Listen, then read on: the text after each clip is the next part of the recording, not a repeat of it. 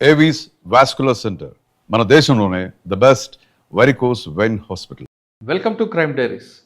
ఈ వారం మన గెస్ట్ 1996 బ్యాచ్ పోలీస్ ఆఫీసర్, పేరు ఉపేంద్రబాబు, డిఎస్పి, మహిళా పోలీస్ స్టేషన్, కర్నూలు.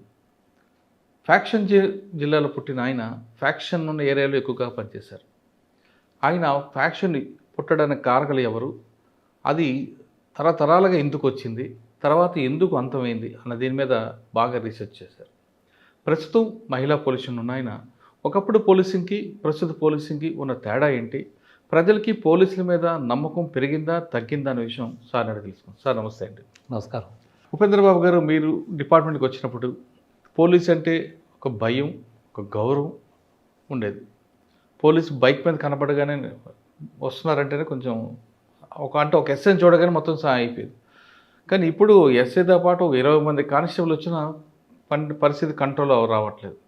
అంటే ప్రజల్లో అవేర్నెస్ పెరిగింది అనుకోవాలా, లేదా ప్రజలకి పోలీసుల మీద నమ్మకం పోయింది అనుకోవాలా, లేదా ఎక్కువగా భయపడడం తగ్గిపోయింది అనుకోవాలా? దీనికి కారణం జనరేషన్ మార్పు అనుకోవాలా, లేదా పోలీసింగ్లో వచ్చిన మార్పులు వచ్చిందా? ఈ ప్రశ్నకు సమాధానం చెప్పే ముందు, ఉపేంద్రబాబు గారు పోలీస్ యూనిఫామ్ బై ఛాన్సా బై చాయిసా? ఛాయిస్ ఇది నాకు. మేము గ్రామీణ ప్రాంతం నుంచి వచ్చినాను. మా father high school teacher, retired అయిన. పక్క ఈ ఊరు ఇప్పటికి కూడా ఆ ఊరికి బస్సు సౌకర్యం లేదు.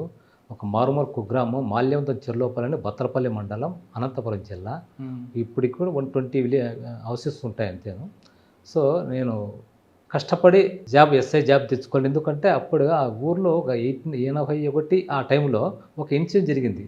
ఒకదే నేరం చేసినాడు, ఎక్కడో నేరం చేసినారని చెప్పి ఒక కానిస్టేబుల్ ఇస్తే ఊరంతా పరారైనారు. ఊరంతా మొత్తం అంతా 3 days అట్లా. సో పోలీస్ యూనిఫామ్ మీద అప్పుడు కొద్దిగా, అంటే నేను అర్థం 6th క్లాస్ ఏం చదువుకున్నా ఆ టైంలో. సో ఒక పోలీస్ అంటే ఇట్లుంటుందా అని చెప్పి రొంత, అంటే పబ్లిక్ అంతా ఒక అంటే ఐడెంటిఫికేషన్ దాంట్లో జాయిన్ అయినాడు. నేను స్వతహాగా కష్టపడి పైకి వచ్చాను. Without coaching, without recommendation, without మనీతో నేను ఉద్యోగం సంపాదించిన. బై బర్త్ నుంచి నాకు ఉద్యోగం వచ్చేంత వరకు 10,000 రూపీస్ ఖర్చు కాలేదు. మేము జాయిన్ అయినా ఇప్పుడు ఆదోనిలో నేను ప్రొబేషనరీ ట్రైనింగ్ అయినా ఆదోని ఎస్పీ పోలీస్ స్టేషన్లో. తర్వాత నేను Allagadda rural police station first posting ఇచ్చినారు. అప్పటికి నేను ఉన్నప్పటికీ ఫ్యాక్షన్ నడుస్తూ ఉంది. హెవీ కాకుండా కూడా బాగానే ఉంది ఫ్యాక్షన్ అప్పటికి. అప్పటి పబ్లిక్లో నీతి భావం ఉంది, భయం ఉంది, పాపభీతి కూడా ఉండేది, కొద్దిగా గౌరవం కూడా ఉండేది పోలీస్ అంటే. ఇప్పటికీ చాలా అవేర్నెస్ ఎక్కువ వచ్చేసింది. ప్రతి ఒక్కరు కూడా హక్కులు, మాకు హక్కులు అని అడుగుతాడు, బాధ్యత అనేది లేదు. అప్పుడు బాధ్యత కూడా ఉండేది, హక్కులు అనేది అడిగేవాళ్ళు తక్కువ అప్పటి పరిస్థితులు బట్టి. పోలీస్ అంటే భయం ఉండేది. ఇప్పుడు కాలానుగుణంగా, చట్టాలకు అనుగుణంగా అనేకమైన మార్పులు వచ్చినాయి. పోలీస్ అంటే ఏం చేసుకుంటారులే అనేది ఇప్పుడు ప్రస్తుతానికి ఉందన్నమాట. సరే చట్టం ఉంది, మాకు లాయర్లు ఉన్నారు, చూసుకుంటాం, కోర్టులో చూసుకుంటామని చెప్పి ఈ భావన పబ్లిక్లో చదువుకునే వాళ్ళు ఉంది, చదువు లేని వాళ్ళు కూడా వచ్చేసింది. అంటే ఇప్పుడు హక్కులు అడుగుతున్నారు కానీ బాధ్యత లేదు. బాధ్యత అనేది దాదాపు రెస్పాన్సిబిలిటీ లేదు. 90% హక్కులు అడుగుతాడు, 10% కూడా బాధ్యత అనేది లేదు. అప్పుడు హక్కులతో పాటు బాధ్యత ఉండేది. అరే మనకు సార్ ఆ ఏరియా అంతా చూసి వచ్చారు కదా, అంటే హక్కులు బాధ్యతలు ఉన్న ప్రజలను చూశారు మీరు. హక్కులు ఓకే. ఆ ప్రజలు ఉన్న ఆలగడ్డలో మీకు వెళ్ళినప్పుడు మీకు వచ్చిన ఛాలెంజ్, ఎందుకంటే ఆలగడ్డ అనగానే బాంబుల గడ్డ. ఆ బాంబుల గడ్డలో మీరు ఎప్పుడైనా బాంబుల సౌండ్ విన్నారా? ఓన్లీ బాంబుల సౌండ్ విన్నాను. బాంబులు కూడా దాదాపు 130 అబోవ్ సీజ్ చేసినాను నేనే అక్కడ ఆ పరిస్థితులు. ఇప్పుడు జిల్లాల వ్యాప్తంగా ఎక్కడ కూడా బాంబులు విన్నారు మీరు ఎప్పుడు? ఆలగడ్డలో ఆలగడ్డ రూరల్ పోలీస్ స్టేషన్ 97, 98లో. ఇలా సంఘటన చెప్పండి ఒకసారి. అక్కడ బాంబులు అనేది మామూలుగా ఉంటాయి. ఏదైనా గొడవల్లో కానీ బాంబులు వేసుకోవడం కానీ, ఏదైనా మర్డర్ చేసినా కూడా బాంబింగ్ కూడా ఉంటుంది. దానికి పగలు రాత్రి ఏ సంబంధం లేదు. ఆ సంబంధం అంటే సందర్భాన్ని బట్టి అదంతే. గ్రూప్ రాజకీయాలు ఉంటాయి ఇదంతాను. అప్పుడు చదువు తక్కువ, ప్లస్ రాజకీయాలను బట్టి పోకోకుంటే మళ్ళీ మమ్మల్ని ఏమైనా ఇచ్చేస్తారని చెప్పి ఆ టైంలో పబ్లిక్ వాళ్ళ అది రాజకీయాలు మెయింటైన్ చేసేవాళ్ళు అట్లా. ఓకే. అంటే మీరు విన్నానంటున్నారు కాబట్టి ఒక సంఘటన చెప్పండి. వినే సంఘటన, చూసిన సంఘటన. నేను ఆలగడ రూరల్ పోలీస్ స్టేషన్లో ఉన్నాను. మధ్యాహ్నం వాడు వచ్చినాడు. ఆయనకి థ్రెట్ ఉందని తెలుసు. నువ్వు జాగ్రత్తగా ఉండు నాయనా, నీ మీద థ్రెట్ ఉందని చెప్పిన. జస్ట్ విత్ ఇన్ 10 మినిట్స్లోనే వాడిని బాంబు వేసి అటాక్ చేసి ఇంటికాడ చంపేసినారు. అయ్యో. అట్లా జరుగుతాయి చూసినాం అవి జస్ట్ మాట్లాడిపోయినాడు, హెచ్చరించినాము నువ్వు చాలా జాగ్రత్తగా ఉండాలని చెప్పి. 10 మినిట్స్ కదా సార్ మీతో మాట్లాడిపోయినా చంపేసినాడు సార్ అని చెప్పి పక్కన మళ్ళీ పోయి చూస్తే మొత్తం అయ్యో. ఎట్లా అంటే పోలీస్ స్టేషన్ దగ్గర కూడా బాంబులు వేసుకున్నారా? లేలే, అంటే నా దగ్గర కాదు, బట్ అవి కూడా ఎక్కడ మన దగ్గరే ఉండదు, బట్ కొద్ది దూరంగా జరుగుతుంటాయి అట్లా. మళ్ళీ కేసులు జరుగుతూ ఉంటాయి, మళ్ళీ కేసులు పెడతా ఉంటాము. అప్పుడు పోలీసింగ్ అనేది కౌన్సిలింగ్ అంటే వేరే రకంగా ఉంటాయి, ఇప్పుడు మనం చెప్పలేము, ఆ కౌన్సిలింగ్ వేరు. సరే అయినా కూడా అవి అంటే దీపావళి నాడు కాదు, రెగ్యులర్గా రోజు వినపడుతుంటాయి బాంబులు? రోజు అనే కాదు, సందర్భం బట్టి అది ఏదన్నా రోజు అని కాదు అది. అంటే దీపావళి నాడే కాదు, మిగతా సమయంలో కూడా సందర్భంలో కానీ దీనికో అదేం కాదు అట్లా. ఆ సందర్భంగా బట్టి ఏదైనా రాజకీయ కూడా అది ఇన్సిడెంట్లు అయితే జరుగుతుంటాయి. ఎవరండి ఇప్పుడు ఎక్కువగా మీకు ట్రబుల్ బాంగర్? అప్పుడు ట్రబుల్ బాంగర్ అన్నీ మర్చిపోయినామంతా, వాళ్ళు అందరినీ తీసుకొచ్చి ఆవిడ పోలీస్ ఆఫీసర్లు చాలా గట్టిగా ఉండేవారు, మాకు పై అధికారులు కూడా. ఎవరు ఎక్కువ మీరు ఆఫీసర్ ఎవరు అప్పుడు మీకు గట్టిగా? సురేంద్రబాబు అని ఐపీఎస్ ఆఫీసరు, సంతోష్ మేరా ఐపీఎస్ ఆఫీసరు. వాళ్ళు డైరెక్ట్గా వాళ్ళు బాగా సపోర్ట్ ఇచ్చేవాళ్ళు ఏదైనా కానీ. సురేంద్రబాబు గారు మీ దగ్గర ఉన్నప్పుడు నేను ఐపీఎస్ జిల్లా కర్నూలు, ఉమ్మడి జిల్లా కర్నూలు ఎస్పీగా ఉన్నాను 97లో. దాదాపు సార్ వచ్చి 40-45 డేస్ ఉండేది. బట్ 40-45 డేస్ బిఫోర్ దట్ అక్కడ ఆ సార్ ఆళ్ళగడ్డ ఏఎస్పీగా పనిచేసినాడు అక్కడ. సార్కి ఆళ్ళగడ్డ అంటే బాగా కాన్సన్ట్రేషన్. సో మాకు పక్కా గైడెన్స్ ఇచ్చేవాళ్ళు బాగా. అదే ఆ టైంలో ఏఎస్పీగా ఉన్నప్పుడు ఏఎస్పీ చేసినాడు. నేను సార్ దగ్గర సార్ మళ్ళీ తర్వాత నెక్స్ట్ ఇక్కడ ఎస్పీగా పనిచేసినాడు. సో సార్కి ఇంట్రెస్ట్ అన్నమాట ఆళ్ళగడ్డ. ఆలగడ్డలో ఆయన ఏ ఇష్యూ అయినా 2 పార్టీల వరకు లోపల వేసేవారట కదా? రేపు పక్క అంతే సార్. ఏదన్నా కానీ దాంట్లో లాండ్ ఆర్డర్ కల్లో ఎటువంటి ప్రసక్తి రాజీ అనేది ఉండదు దాంట్లో. ఎంతకాలం పనిచేస్తారు సార్ దగ్గర అయితే 45 డేస్. సార్ ఉండే జిల్లాలో 45 డేసే. సార్ తర్వాత నెక్స్ట్ సంతోష్ మేరా అని సార్ వచ్చారు. అట్లా 1.5 year పని చేసాం సార్ దగ్గర. అచ్చా. అట్లా ఓకే. ఆ టైంలో మీరు బాంబులు సీజ్ చేస్తున్నారు ఎన్ని, ఎవరి దగ్గర? దాదాపు 130 దాకా సీజ్ చేసింటా. బాగా పవర్ఫుల్ బాంబ్సే, మామూలుగా ఏదో బాగా అవి. అప్పుడు ఆ కాలంలో ఆ టైంలోనే బాంబులు కడుతూ కొంతమంది చేతులు కూడా చేయిపోయినాయి. ఆ మనుషులు కూడా బాంబులు అప్పుడు రౌడీ షీట్ ఎట్లా ఉండగా బాంబ్ మేకర్ షీట్స్ కూడా అప్పుడు మెయింటైన్ చేస్తా అంటే చేతులు పోయి కాలు పోయి వాళ్ళు కూడా వస్తా అంటే. ఎంతమంది ఉండేవారు అప్పట్లో? అప్పుడు నాకు ఐడియా లేదు కానీ ఆ బాంబ్ మేకర్స్ ఇవన్నీ వాళ్ళతో వచ్చి కాలు పోయి వచ్చినారు అవి. ఇతను బాంబ్ మేకర్ సార్, ఇతను ఇట్లా ఇదైందని చెప్పి. ఆ ఏరియాలో ఎట్లుంటుందంటే మేము చూడలే కానీ ఆ కోయిలకుంట్ల ఏరియాలో బిఫోర్ దట్ మేము జాయినింగ్ కాకపోతే కొంత ఒక వాళ్ళ తండ్రిని చంపినాడు అని చెప్పి వాళ్ళ కొడుకు ఎవరో బాంబు విసిరితే ఎక్కడ తప్పుతుందని చెప్పి చేయి తీసుకుని మగాన్ని కొట్టాడని చెప్పి మగాన్ని కొట్టాడు. ఆయన చనిపోయి ఇతను కూడా చేయి పోయిందని చెప్తారు మరి. అట్లా ఆ టైం ఉండేది, ఆ సిచ్యువేషన్ అట్లది. ఆలగడ్డ నుంచి ఎక్కడికి వచ్చారు? మళ్ళీ ఆలగడ్డ నుంచి మళ్ళీ నేను బీఆర్కి వచ్చినాను. అప్పుడు ఎస్పీలు ట్రాన్స్ఫర్ అయ్యేదంటే మళ్ళీ నేను ఉలిందకొండ నుంచి మళ్ళీ ప్యాపిలి పోయినాను. ప్యాపిలి నుంచి ఒలగొంద నుంచి మళ్ళా నంద్యాల ట్రాఫిక్ చేసినాను.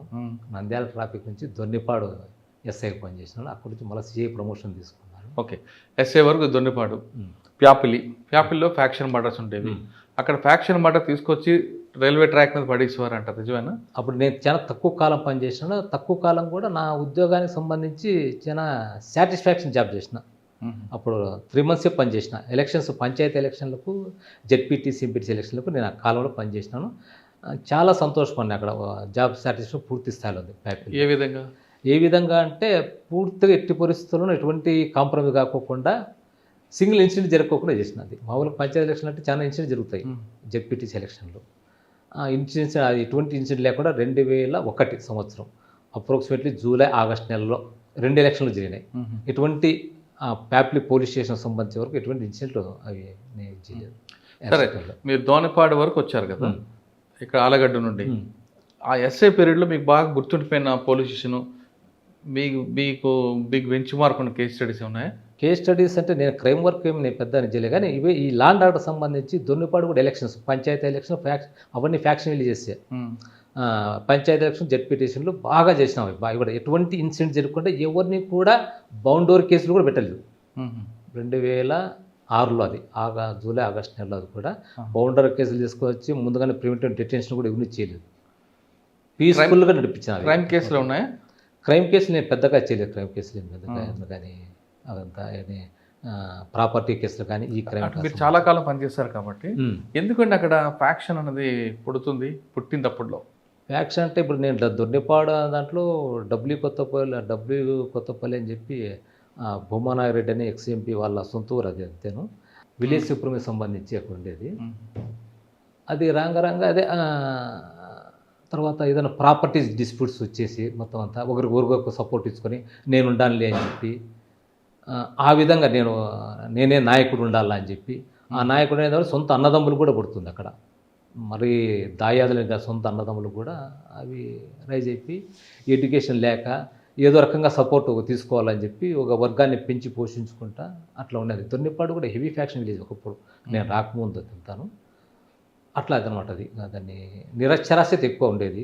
అక్కడే చదువుకొని అక్కడే ఏదో వ్యవసాయము అక్కడే పంటలు అదే చేసుకొని ఏదో తినేవారు. ఇప్పుడంతా వాళ్ళ ఊర్లలో అంతా బయటకు వచ్చేసారు, సిటీలోకి అది లైవ్లీవుడ్ కోసమో చదువు కోసమో అంతా వచ్చేసినారు.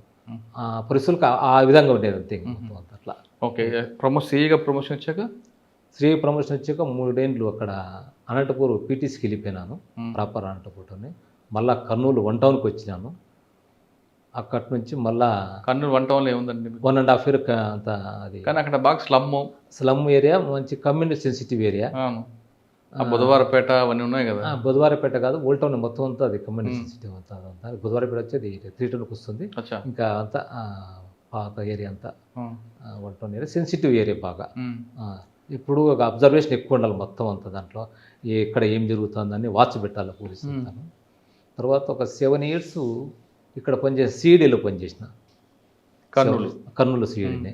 తర్వాత ఒక 4 years నేను క్రైమ్ బ్రాంచ్లో చేసిన ఇక్కడే అంత కర్నూలు ఎక్కువ.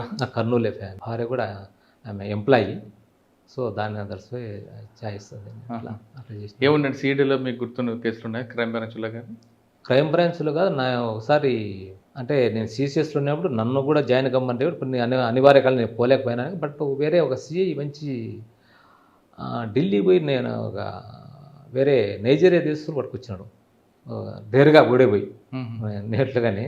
అది ఇండియాలో ఫస్ట్ టైం దాని కన్విక్షన్ కూడా వచ్చింది.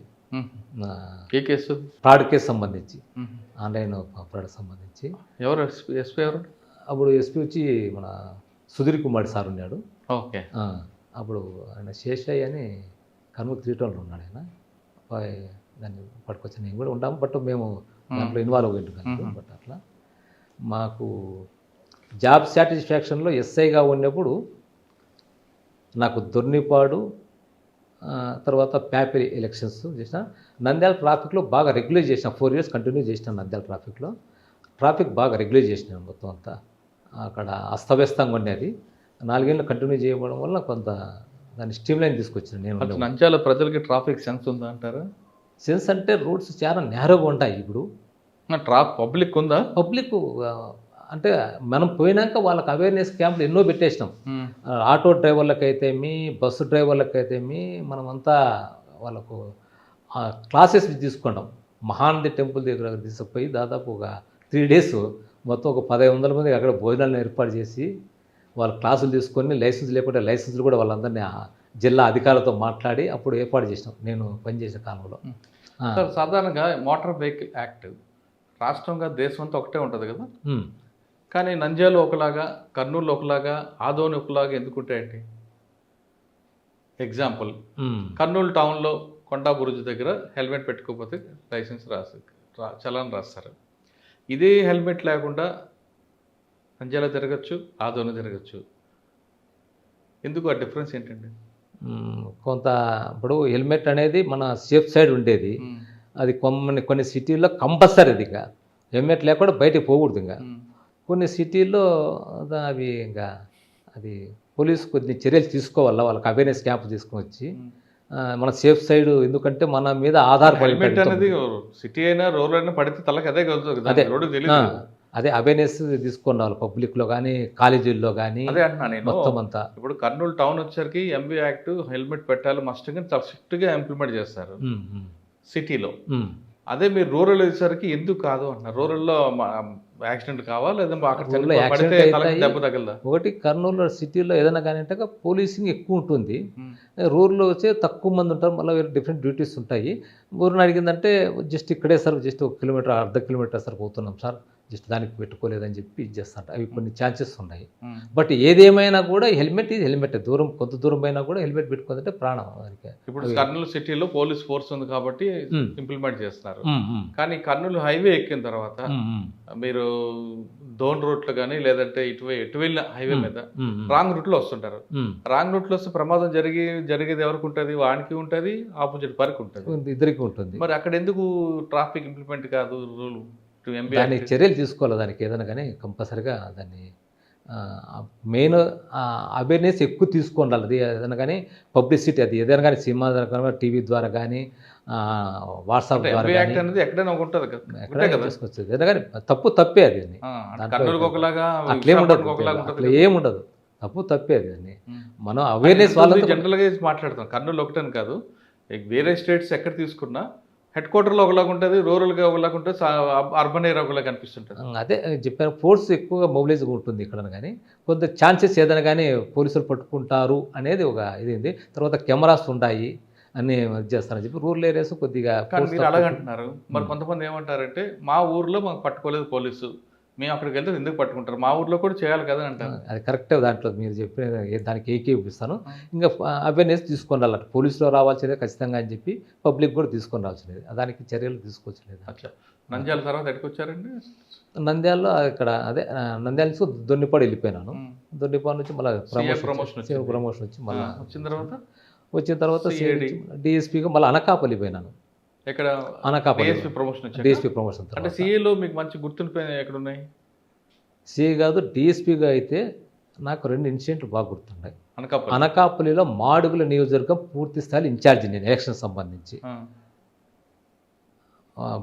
Deputy CM Bodimutyalanaidu versus Bandaru Satyanarayana అని చెప్పి ఇద్దరు చేసినారు.